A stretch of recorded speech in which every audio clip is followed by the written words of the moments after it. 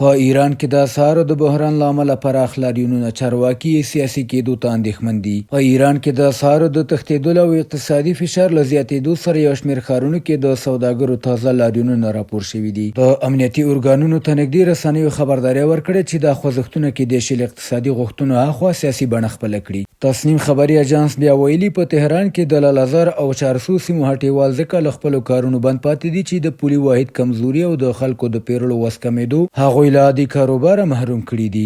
ځینې هټیوال وایي پلور دومره راکم شوی چې د دوکان کرایه هم نشي پر ځای کولی. رپورټونه زیاتوي مظاهره کوونکو ته سپارښتنه شوې چې له احتیاطه کار واخلي څو بهرني مخالفان د دې خوځښت له فضا ناوړه استفاده ونه کړي او وضعیت ګډوډۍ ته ولاړ نشي. فارس خبري اژانس لیکلي که وضعیت همداسې دوام وکړي د لاریونونه به د بې ثباتۍ او نوو مرکزونو ته واوړي. د ایران د استخبارات یوې غیر رسمي سرچینې فارس ته ویلي دا بهیر د هغو پلانونو برخه ښکاري چې اقتصادي نارضایتي په سیاسي بې ثباتۍ بدله کړي.